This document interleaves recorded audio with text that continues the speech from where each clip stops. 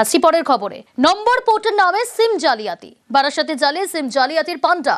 নম্বর port করানোর জন্য গ্রাহকদের বায়োমেট্রিক আর সেই তথ্য ব্যবহার করে নতুন সিম অর্ডার। সেই সিম বিক্রি সাইবার অপরাধীদের। গ্রেফতার জালিয়াত সাইফুল কাজী।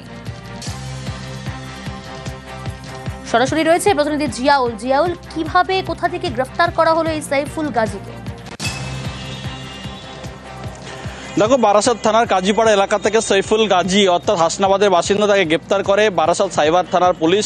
মূলত যে সিম কার্ড অর্থাৎ পোর্ট করে দেওয়ার নাম করে তাদের কাছ থেকে ডকুমেন্ট নেওয়া হতো এবং সেই ডকুমেন্ট বিভিন্ন অপরাধ জগতের লোকেদের হাতে সেই মোটা অঙ্কের টাকা সেখানে বিক্রি করা হতো।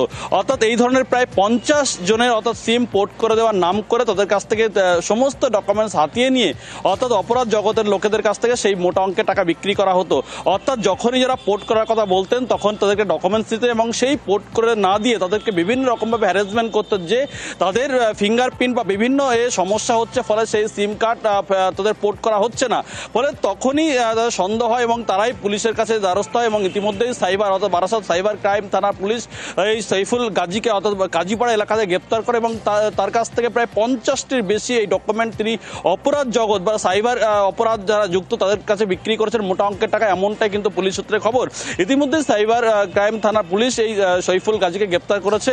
ফলে 7 দিনের পুলিশ হেফাজতে নেওয়া হয়েছে। আরও কোথায় কোথায় সিম কার্ড বিক্রি করেছিল, কোথায় কোথায় দেওয়া হয়েছিল এবং কত ডকুমেন্ট তিনি নিয়ে এই অপরাধ জগতের লোকেদের সঙ্গে দিয়েছেন, সবটা কিন্তু তদন্ত করে দেখছে সাইবার ক্রাইম থানার পুলিশ।